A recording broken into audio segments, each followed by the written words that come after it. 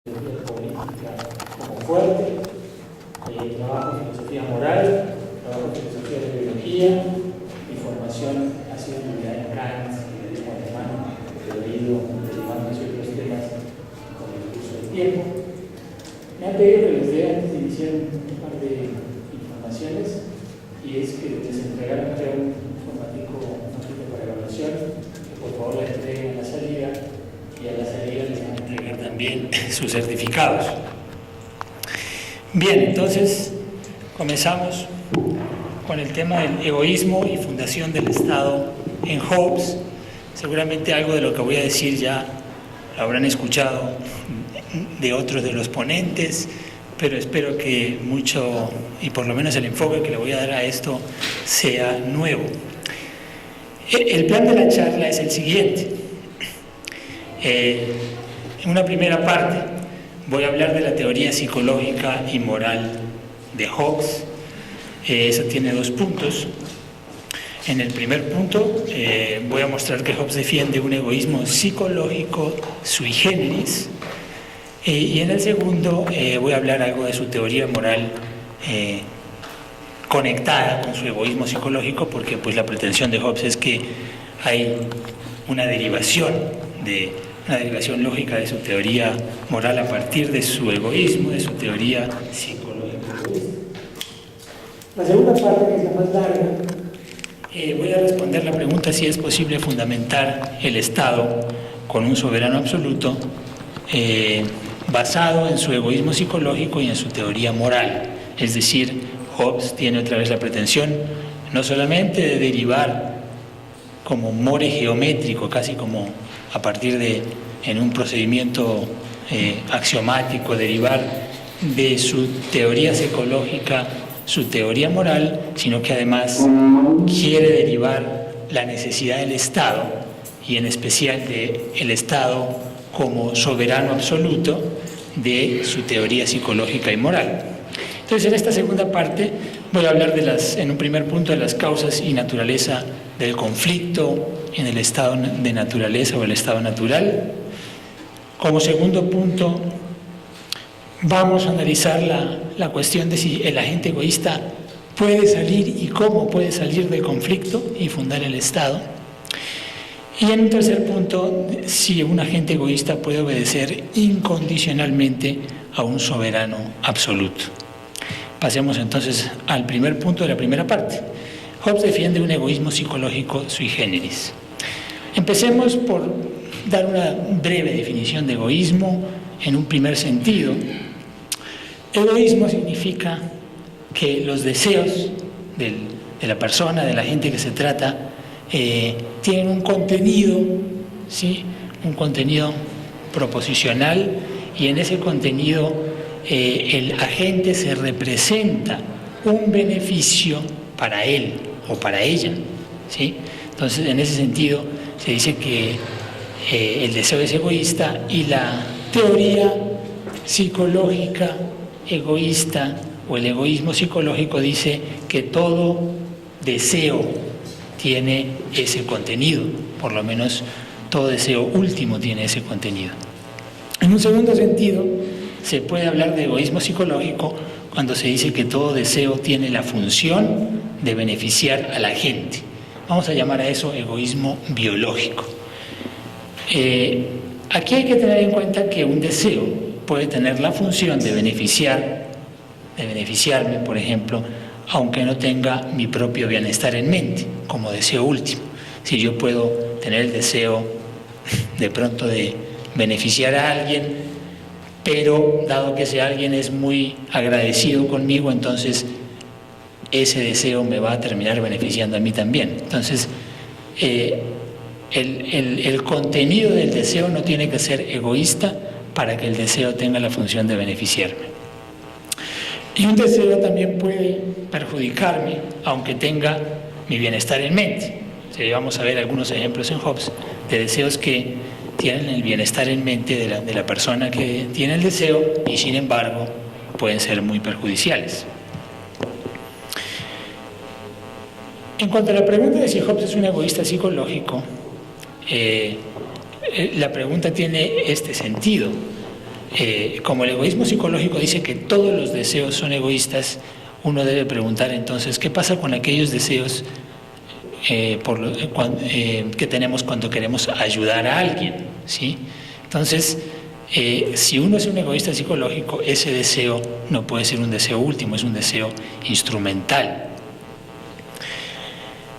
Hay algunos indicios textuales que parecen mostrar que Hobbes es un egoísta psicológico. Por ejemplo, cuando define piedad en los elementos de la ley, dice la imaginación de una futura calamidad cayendo sobre uno mismo. Es decir, cuando uno se apiada de otra persona que está sufriendo una calamidad, en el fondo Hobbes parece decir aquí, uno se imagina a uno mismo sufriendo una calamidad. Entonces, es una forma egoísta de interpretar la piedad. Uno de sus biógrafos cuenta un episodio de la vida de Hobbes. Estaban caminando y entonces un pordiosero se acerca y les pide una limosna y Hobbes se la da. Y cuando Aubrey le pregunta por qué se la da, le dice Hobbes: me dolía la condición miserable del anciano y mi limosna, al darle algún alivio, alivia mi dolor. Eso parece decir, en otras palabras, que Hobbes ayudaba a esta otra persona solo para aliviar el dolor que le producía ver la miseria de esa persona. Entonces no lo hacía por esa persona, sino que lo hacía por él mismo. Y eso sería también una interpretación egoísta de un deseo de ayudar. Pero en Leviatán, estos son todos como textos que pueden sugerir lo uno o lo otro con respecto al egoísmo psicológico en Hobbes. En el Leviatán él define la piedad así: pesar por la desgracia de otro.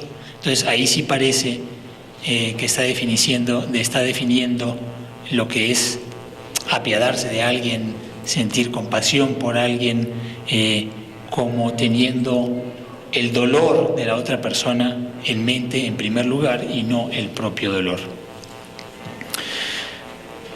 Entonces, si aceptamos que ese último texto del Leviatán es la posición considerada de Hobbes respecto de si los seres humanos somos egoístas o no, habría que admitir que Hobbes sí reconocía que los seres humanos podemos tener algunos deseos que están orientados hacia el bienestar de otras personas, ¿sí?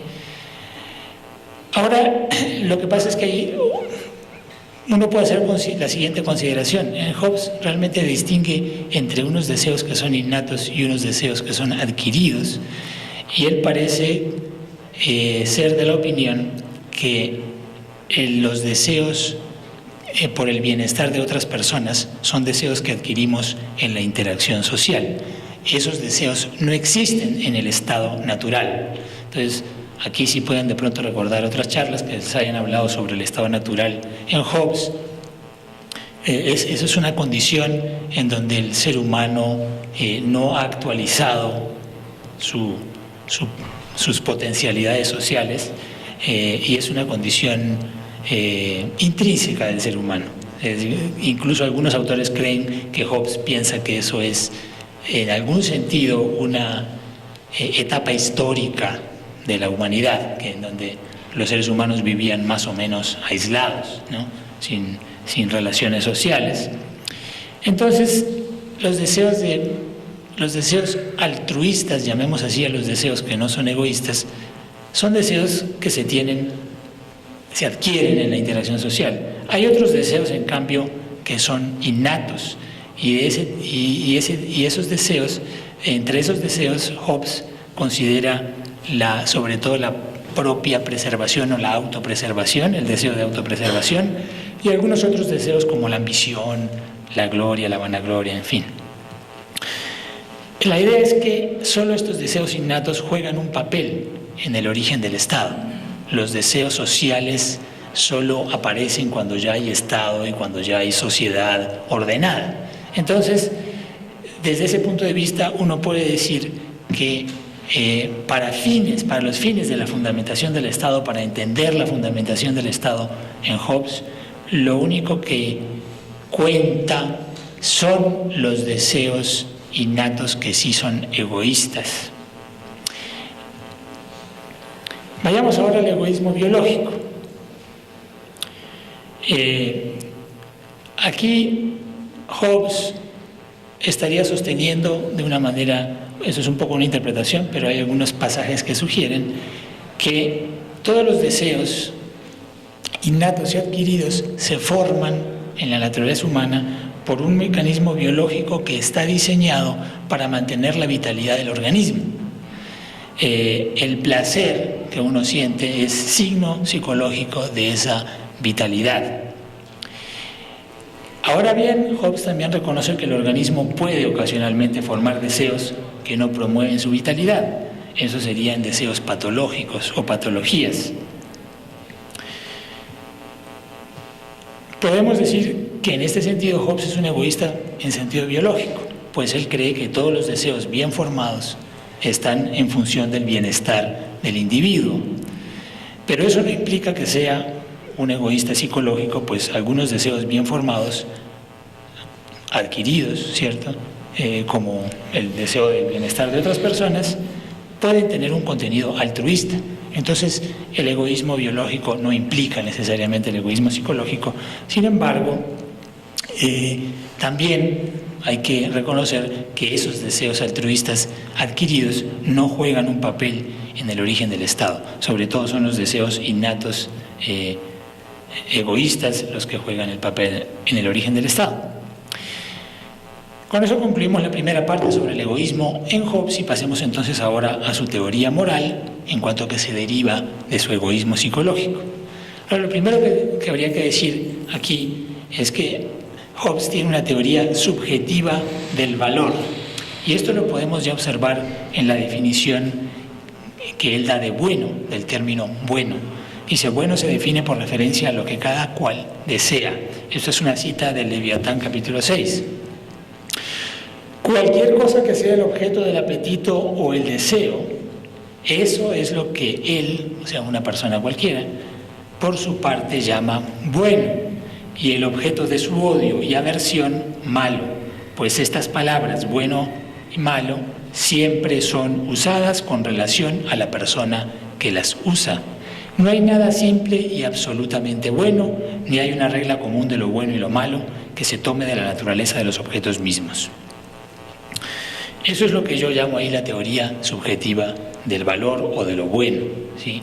Para cada cual es bueno lo que él tiene por objeto de su apetito o de su deseo, y no hay nada que sea simple y absolutamente bueno como que fuera bueno para todo el mundo.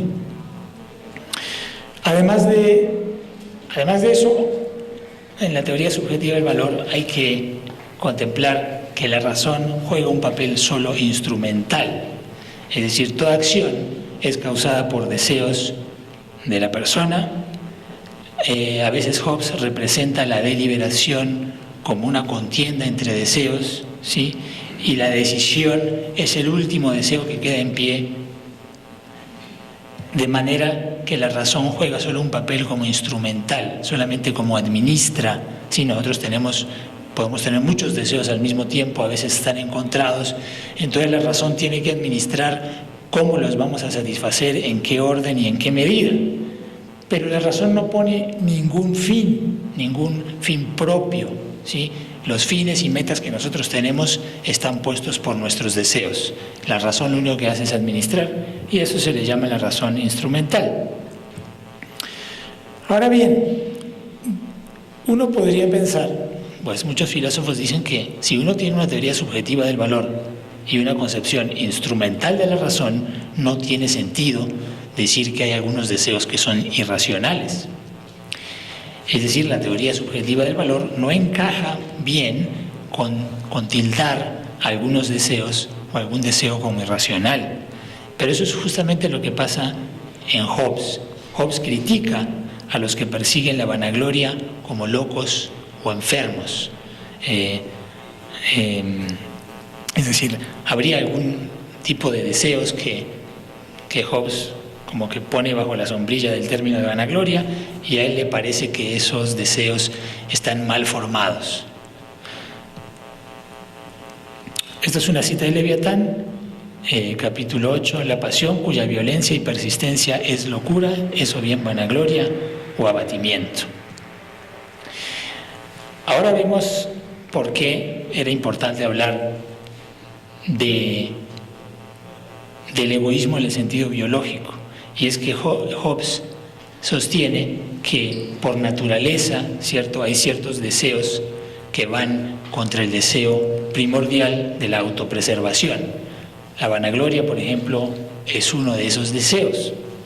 Entonces, los deseos que van contra ese deseo primordial son deseos mal formados, son deseos patológicos.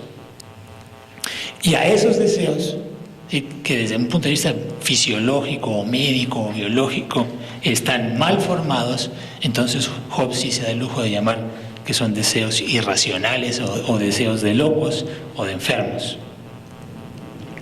Entonces, con esto podemos ver que el subjetivismo de Hobbes tiene un lado objetivo, ¿sí? No cualquier deseo que alguien tenga, de hecho, actualmente es un deseo válido.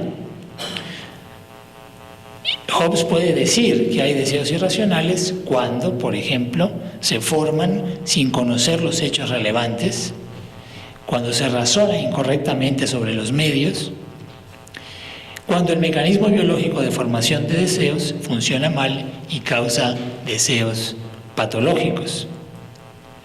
Entonces, de aquí, de este lado objetivo, ¿sí?, del egoísmo, de la teoría subjetiva del valor, es de donde se puede derivar algo así como una ética en Hobbes. Partiendo de que hay deseos bien formados y deseos mal formados, ¿sí? Entre los bien formados tenemos como ejemplo paradigmático la autopreservación, el deseo de autopreservarse. Hobbes puede criticar como irracionales a quienes persiguen con malos medios la autopreservación, y sobre todo a quienes ponen en peligro sus vidas, o sea, su deseo de autopreservarse por vanagloria, por ambición. Lo que tenemos en Hobbes entonces es una ética de imperativos hipotéticos. Él incluso habla a veces de la ciencia de la moral, y su ciencia lo que pretende dar es una teoría sobre los medios necesarios ¿para qué? Para autopreservarse, para que cada individuo pueda autopreservarse. Entre estos medios está la paz y las virtudes morales como la justicia, la gratitud, la modestia, la equidad. Para Hobbes, el carácter de medios necesarios de estos medios para la autopreservación es tan verdadero como cualquier enunciado causa-efecto. De hecho, Hobbes compara las leyes morales con las leyes naturales, con las leyes físicas naturales, y también pues llama a las leyes morales leyes naturales. Veamos ahora el concepto de derecho y el de obligación, que también forma parte de la ética, y a ver cómo es que Hobbes puede tener alguna concepción de derechos y de obligaciones. El concepto usual de obligación moral o deber es un concepto que valida acciones, ¿sí? Cuando yo digo que algo es mi deber o mi obligación, estoy validando acciones incluso cuando ellas van contra mi propio interés, ¿sí? Es como la concepción intuitiva o cotidiana que tenemos del concepto de obligación, pero Hobbes no acepta este concepto. Por ahí no admite él que se pueda tener un concepto bien construido de obligación o de derecho, pues no estoy obligado a nada que vaya contra mi propio interés. Pero claro, ya vimos que el interés en Hobbes se debe entender de una manera objetiva, no cualquier cosa que uno crea que es su interés es realmente su interés. Tiene que ser algo que conduzca objetiva y efectivamente a su autopreservación, independientemente de lo que el sujeto crea o quiere.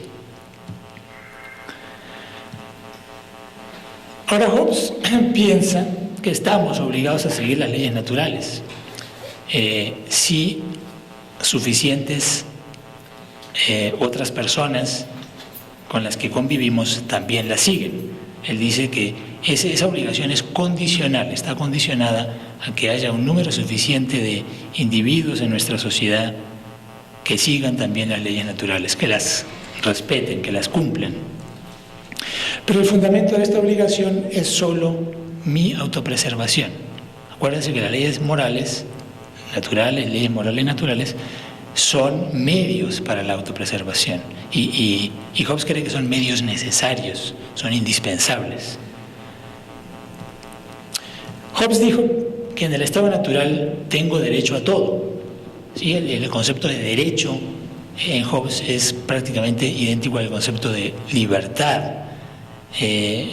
Yo tengo derecho a todo, dice Hobbes, en el estado natural que yo crea que sirve para mi autopreservación. Pero también podría haber dicho que no tengo derecho a todo lo que obstaculiza mi autopreservación. Entonces, cuando él llama, por ejemplo, irracionales a las personas que están dominadas por el deseo de vanagloria, podría él decir también que no tienen derecho a todo lo que ese deseo les proponga, porque no conduce a su autopreservación, sino todo lo contrario. Los conduce a la muerte, diría Hobbes. Entonces, el no tener derecho a algo en Hobbes y el tener obligaciones no se fundamenta en derechos de otros, se fundamenta en mi propia autopreservación.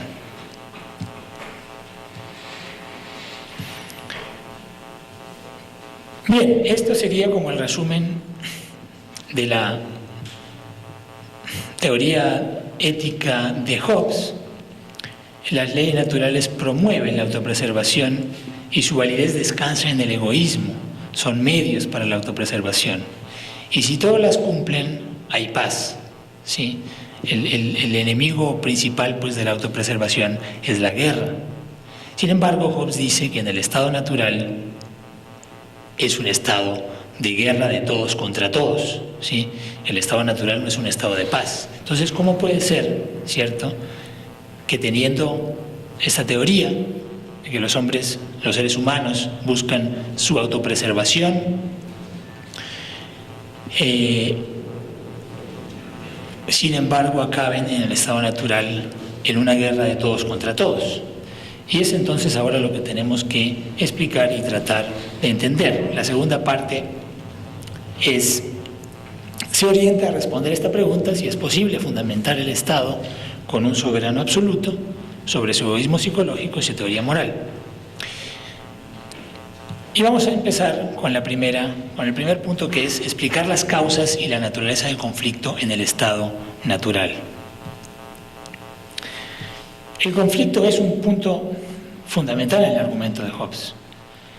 De este conflicto, digamos, él presenta el estado natural como un estado de guerra de todos contra todos, con el fin de poder derivar de ese estado la necesidad del soberano absoluto como única forma viable de estado. Entonces él necesita realmente mostrar que el estado natural es un estado de guerra de todos contra todos. Además, el conflicto se tiene que derivar, tiene que ser derivable de su teoría psicológica, como la expusimos brevemente. Pero tampoco puede ser tan radical que impida una solución a este conflicto, ¿sí? O sea, que impida que haga que los ciudadanos hobbesianos o los seres hobbesianos sean incapaces de salir del conflicto y de fundar el Estado. Esta es una cita que, bueno, hay en la interpretación problemas para entender exactamente cuál es la naturaleza del conflicto, dónde está su raíz. Esa es una cita, entre muchas otras que se pueden presentar, donde Hobbes trata de explicar de dónde viene este conflicto. Y dice: el contento, o sea, la satisfacción de cada persona, es el progreso continuo del deseo de un objeto a otro, porque el objeto del deseo humano no es gozar una vez y por un instante, sino asegurar definitivamente la satisfacción futura. El perpetuo deseo de poder no se debe a que el poder moderado no satisfaga, sino a que no se puede asegurar el poder presente sin adquirir aún más. Entonces hay una pista como ese asunto del aseguramiento, del poder, de la satisfacción, es lo que lleva a un conflicto, porque lleva a una acumulación de poder. Uno cree que para poder asegurar lo que tiene que adquirir todavía más, y de ahí viene una posible explicación del conflicto. Ahora, los autores han discutido un poco qué es lo que subyace a esa necesidad de asegurar la satisfacción futura o continua de las necesidades, y algunos han defendido que es la razón la que subyace al conflicto, pero si la razón subyace a él, entonces otros preguntan, ¿y cómo vamos a poder salir racionalmente del conflicto si es la razón como la fuente y el origen del conflicto? Entonces otros más bien dicen, no, es la pasión, por ejemplo la vanagloria que tanto critica Hobbes, es la que subyace al conflicto. Pero si esto fuese así, ¿cierto?, Hobbes tendría que abandonar su tesis de que la autopreservación es la pasión predominante de todo ser humano. Si es que él hace reposar el conflicto en la vanagloria, entonces la vanagloria sería la pasión predominante. Ahora, si tuviera que abandonar esa tesis de que la autopreservación es el deseo predominante, entonces empieza a peligrar su argumento para poder derivar la fundamentación del Estado, ya que el deseo de autopreservarse es una premisa fundamental en la derivación del Estado. Entonces, esta concepción llevaría a que la vanagloria, o sea, impida la fundación del Estado y tengamos un conflicto del cual no podemos salir. Bueno, entonces vamos a tratar de abordar este problema de en qué consiste el conflicto utilizando la teoría de juegos. Este cuadro que ustedes ven ahí es el cuadro típico, clásico de lo que se conoce como un dilema de prisionero. Entonces la teoría de juego lo que trata de hacer es formalizar la interacción entre personas racionales, asignando a cada persona una estructura psicológica de preferencias y de utilidades que considera para cada una de sus acciones. Ahora las personas tienen que considerar cuando van a actuar, cuando estamos modelando eso con teoría de juegos, las personas consideran sus utilidades siempre como dependiendo de lo que otras personas vayan a hacer según la estructura de la interacción. Entonces, en esta matriz lo que tenemos son dos jugadores. Tenemos el jugador A, el jugador B, y cada uno dispone de dos posibles estrategias o jugadas: invadir o no invadir. Los números representan simplemente de manera ordinal las utilidades, es decir, no son valores absolutos de las utilidades, sino simplemente en qué orden están, cuál es la utilidad mayor y cuál es la utilidad menor para ese tipo de interacción. En un dilema de prisionero, lo típico es que los jugadores no se van a poder encontrar, si son racionales, en un punto óptimo, sino que se van a encontrar en un punto subóptimo, es decir, no van a obtener una utilidad que sería posible y que sería mejor, sin embargo, de la que obtienen actuando racionalmente. Para entender esto, pasemos a esta otra diapositiva. Lo que tenemos que observar aquí es que cuando A está pensando qué hacer, si está pensando invado o no invado a B, nos ponemos como en el estado natural y ahí están los individuos, no hay Estado, no hay soberano, no hay ley, y entonces simplemente viven los individuos más o menos aislados con sus posesiones y tienen opciones de invadir o de dejar a los otros en paz, o sea, de tratar de tomar sus posiciones, matarlos, en fin, como sea, y o simplemente dejarlos tranquilos.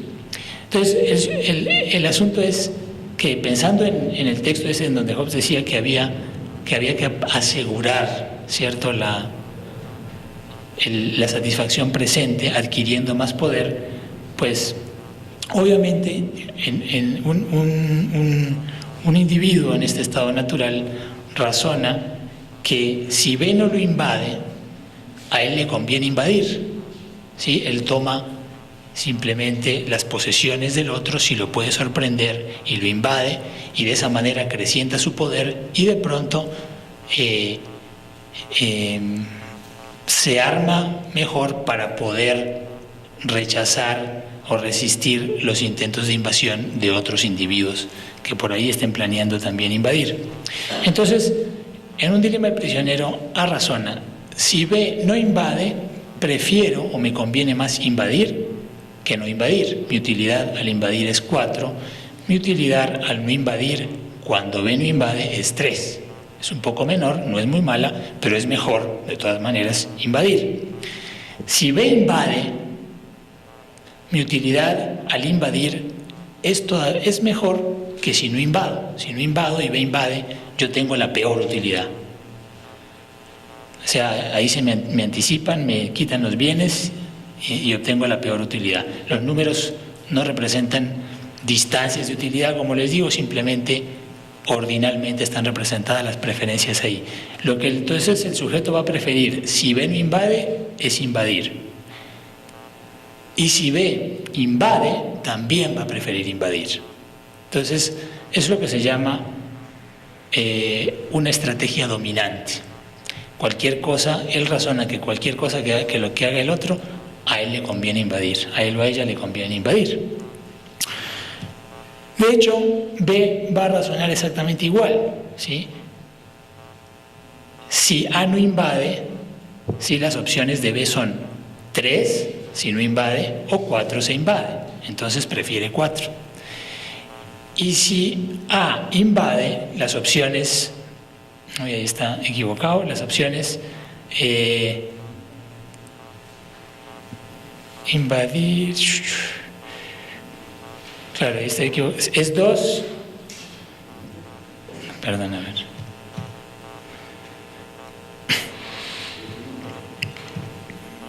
Las opciones es 2 contra 1.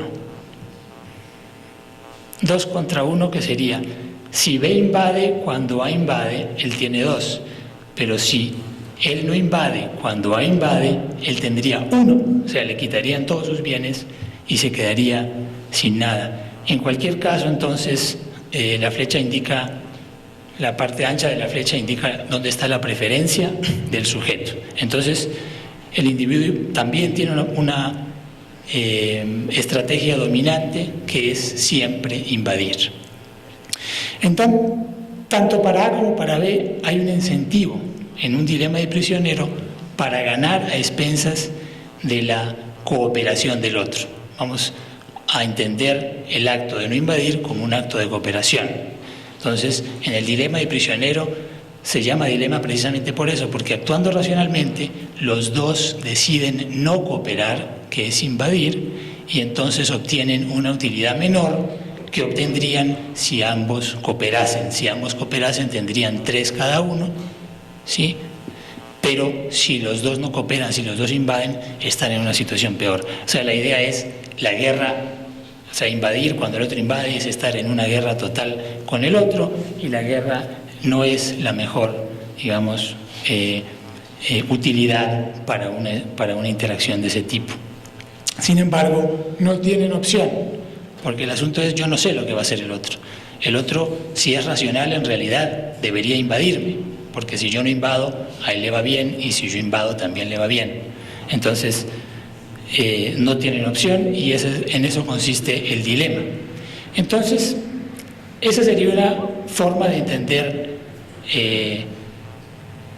el conflicto en el estado natural como producido por la razón, por la manera racional de enfrentar una situación que tenga una estructura de dilema de prisionero. Entonces el dilema de prisionero modela la forma en que la razón podría ser la causa del conflicto. Cada cual, decidiendo racionalmente, decidirá invadir al vecino. La invasión entonces es la estrategia dominante y eso significa que racionalmente hablando no hay otra opción mejor. Sin embargo, uno puede bien decir que el dilema del prisionero de una sola jugada no es un buen modelo de la situación en el estado natural. En el fondo, en el estado natural, el juego o la estructura de juego que se aplica es el dilema de prisionero iterado, es decir, se repite, juegan una vez, pero saben que van a jugar una segunda y una tercera, y van a jugar indefinidamente mientras sean vecinos y estén vivos. Entonces, si el dilema es iterado, hay efectos de reputación. Sobre todo teniendo en cuenta que los dos que estamos en esa interacción no somos los únicos. Hay muchos otros individuos en el estado natural y todos van a ver cómo se comportan sus vecinos. Entonces, bajo esas condiciones de iteración del juego y de formación de reputación, es racional hacer pactos de defensa mutua y cumplirlos.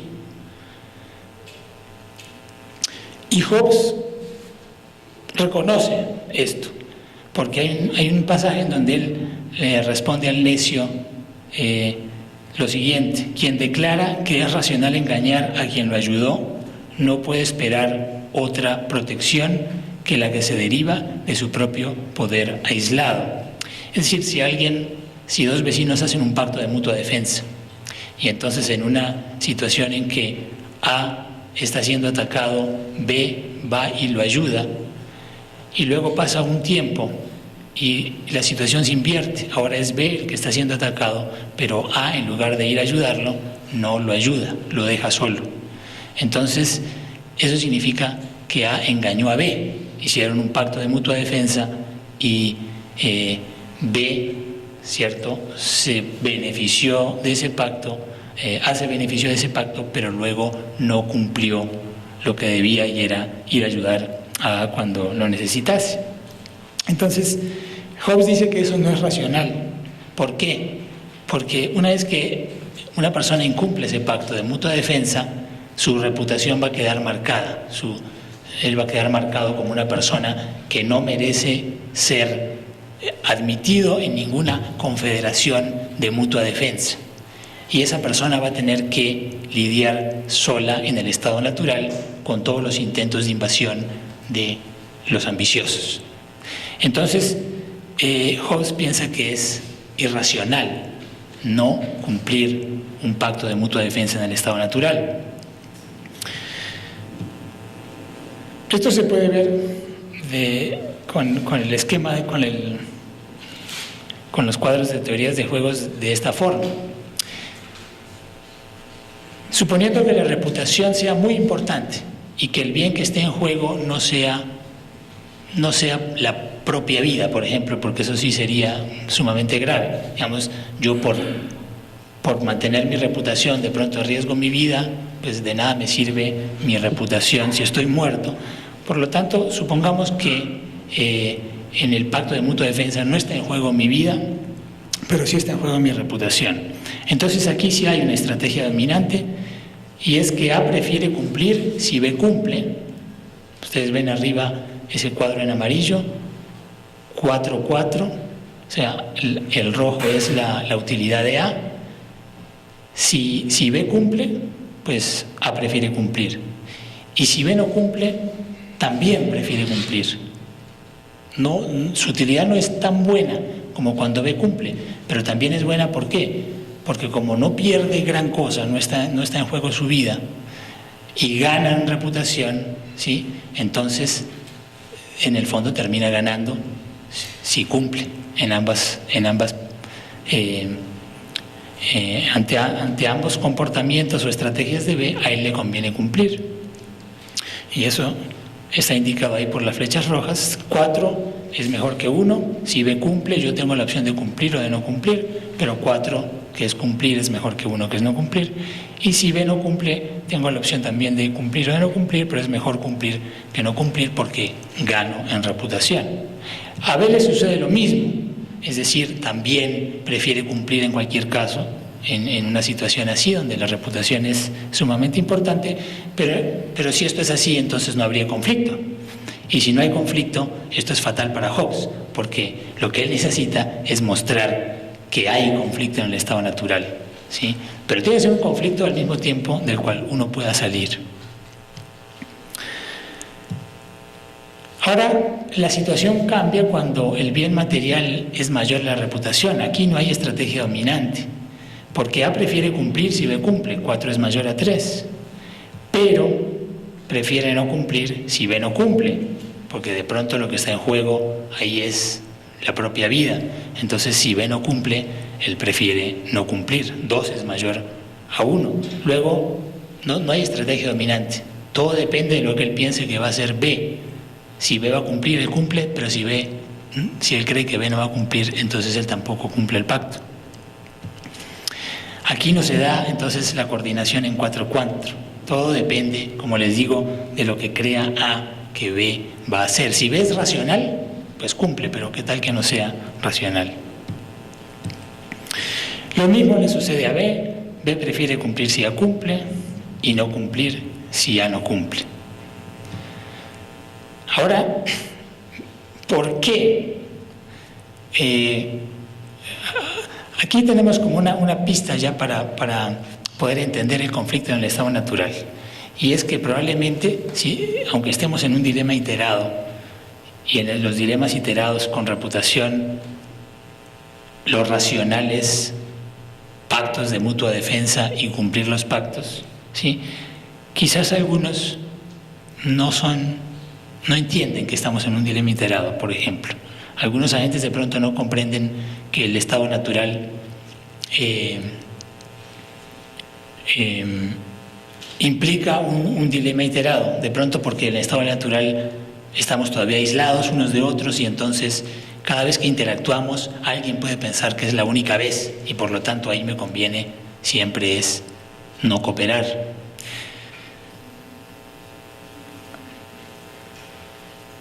O quizás lo entienden, pero tienen un problema motivacional, y es que, como a veces, yo tengo que cumplir ahora, pero el cumplimiento del otro se da un mes después, o mucho tiempo después, a mí eso no me motiva mucho, el hecho de tener que esperar la retribución tanto tiempo no me motiva, y entonces ese problema motivacional me lleva a no cumplir. O quizás tengo una aversión al riesgo, tengo miedo de que el otro sea irracional, por ejemplo, y si yo cumplo, él de pronto me falla.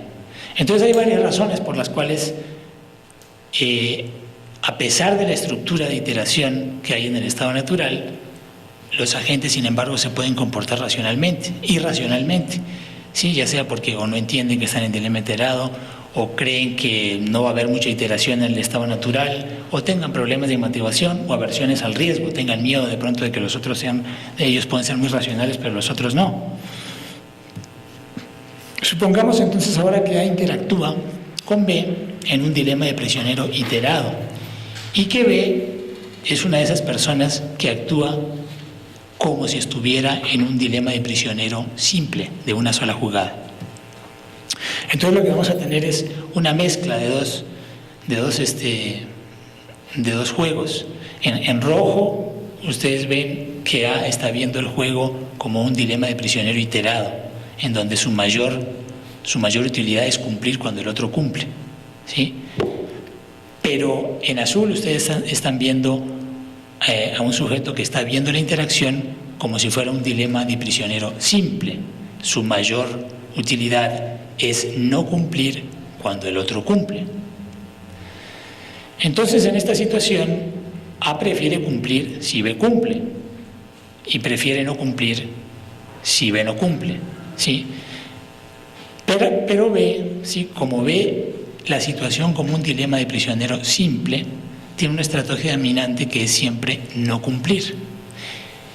Y si A sabe o sospecha que B es así, entonces A simplemente va a jugar no cumplir, porque él, si B no cumple, él prefiere no cumplir. Entonces no se da la coordinación en lo que podríamos llamar el óptimo, que sería 4-3, sino que ellos se encuentran en un punto subóptimo que es 2-2, es decir, donde ambos están en guerra otra vez.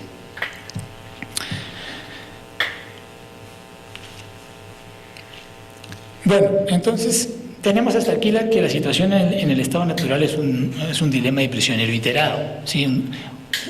Un juego en donde realmente lo que es racional es cooperar.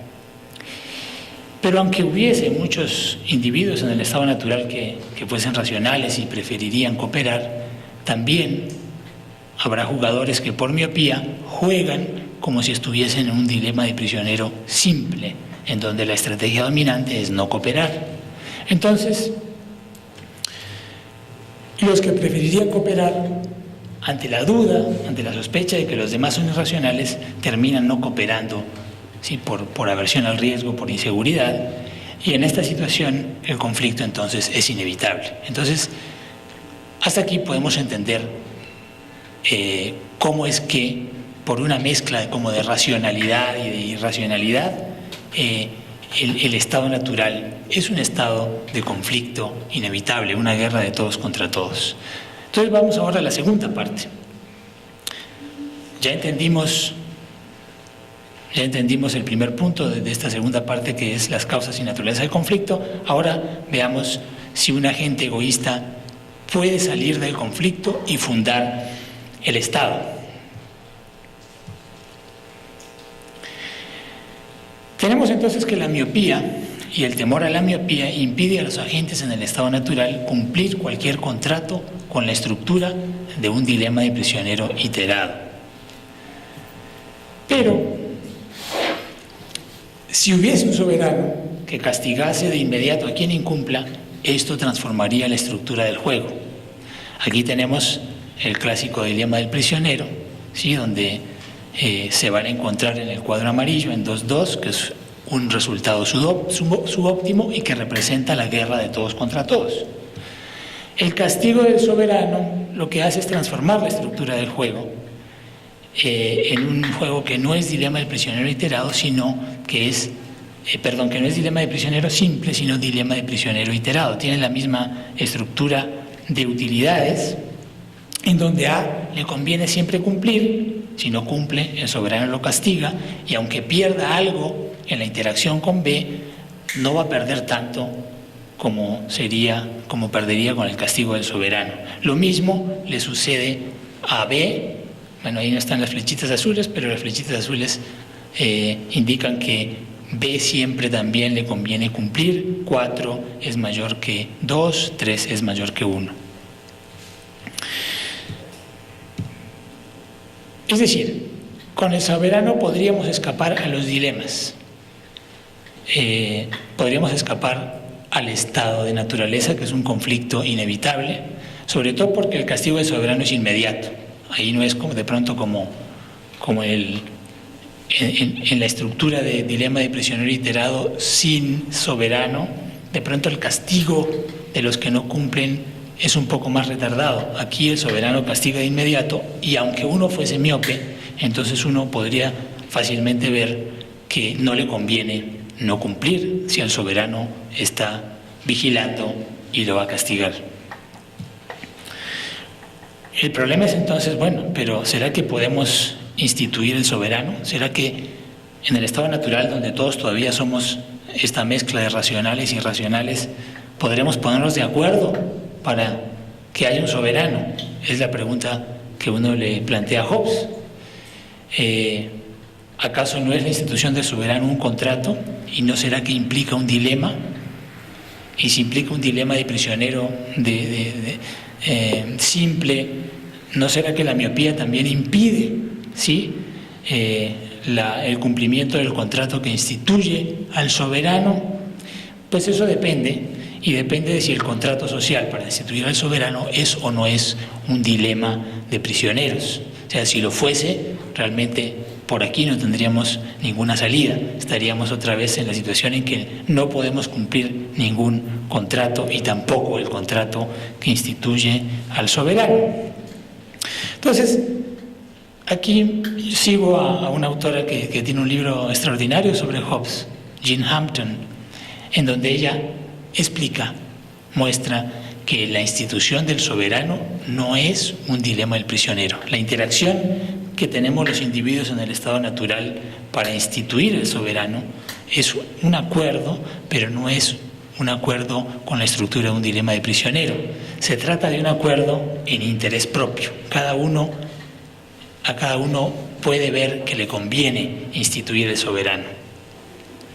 Esto es radicalmente distinto de un dilema de prisionero simple o de un dilema de prisionero iterado con miopía. En un dilema de prisionero, de cualquiera de esas dos naturalezas, es mejor para A no cumplir si B cumple. Es decir, aunque B cumple, en un dilema de prisionero a A le conviene no cumplir, y lo mismo a B. Aunque A cumpla, le conviene a B no cumplir. Pero en el acuerdo en interés propio eso no es así. No es mejor para A no cumplir si B cumple. O sea, esto es lo que se llama, en teoría de juegos, un problema de coordinación. No hay un conflicto de intereses, sino que hay interés común, y lo que tienen que hacer es coordinarse. ¿El interés común cuál es? Salir del estado natural. Y el soberano, hemos mostrado que el soberano puede transformar la estructura de interacción al estado natural en una estructura que no es dilemática, en donde la persona no ve ninguna posibilidad de ganar a costas de la cooperación de otros.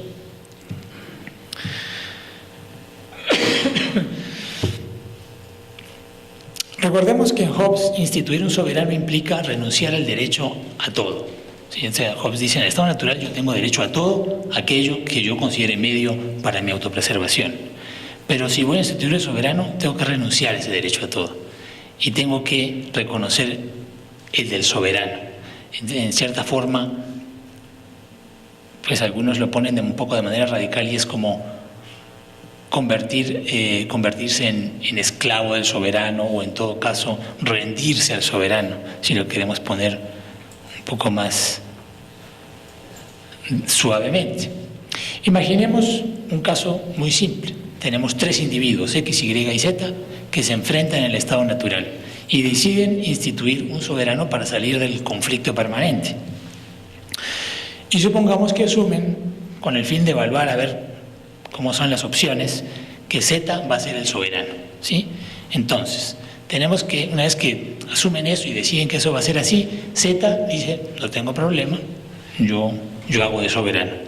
Entonces, X y Y tienen la opción de rendirse a Z o de no rendirse. Y lo que tenemos que preguntar ahora es cómo evalúan X e Y, ¿sí? En esta situación, sus opciones. Si la institución del soberano fuese un dilema de prisionero, entonces tendríamos esa matriz, Y y X se enfrentan con la opción de rendirse a Z o no rendirse a Z, ¿sí?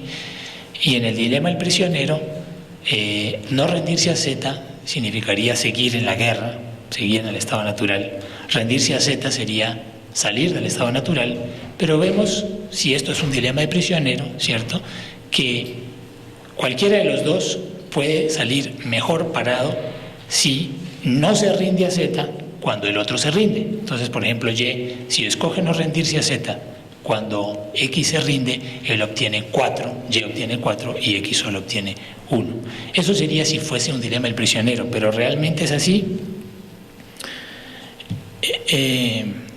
Ahí ven ustedes que las flechitas indican que no rendirse a Z sería la estrategia dominante. En cualquier caso, yo no me rendiría a Z si fuese un dilema del prisionero. En realidad no es así. Pues en este mundo muy simple, ¿sí? Si Z, hemos decidido que Z es el soberano y mi opción es rendirme a Z o no, ¿qué pasa si X, si yo soy Y, X se rinde a Z y yo no me rindo? ¿Qué voy a tener ahí? Voy a tener una confederación de un soberano y su súbdito, a la cual voy a tener que enfrentar en ese estado natural. O sea, si uno se rinde y el otro no, el que no se rinde es el que sale mal parado, porque serían, en términos así coloquiales, 2 contra 1, ¿sí? Entonces, la estructura del juego es realmente esta otra. La estructura del juego es un juego de coordinación en donde los dos se van a encontrar, los dos van a ver claramente que su mejor opción es rendirse a Z. El que no se rinde sale peor parado que el que se rinde. Ahí ven ustedes, las flechas rojas indican que rendirse a Z es para Y la mejor opción y rendirse a Z es para X la mejor opción, en cualquiera de las dos cosas que haga Y o X. Ahora bien, sin embargo, uno puede decir, pero todavía está el problemita de cómo se decide quién es el soberano, ¿cierto? Porque uno pues, puede presumir que todos prefieren ser soberano a ser súbdito, ¿sí? Entonces, esto de pronto los puede poner en un dilema insoluble, pero en realidad no.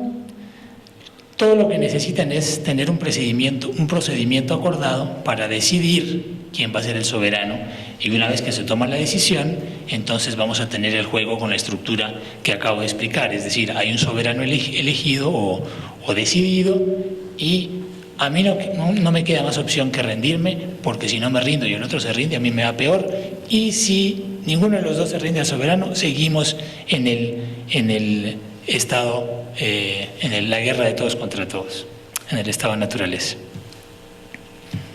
Ahora bien, un procedimiento que Hobbes menciona es la votación. Uno puede decir, bueno, claro, todo el mundo quiere ser el soberano, entonces votemos, ¿sí? Y ahí la votación de pronto va a tener que ser una votación de muchas vueltas, porque de pronto la primera votación todo el mundo vota por sí mismo, y entonces estamos en las mismas, pero si queremos salir del estado natural tendremos que acordar un procedimiento de varias vueltas para salir y poder al final llegar a una votación que determine a alguien como soberano.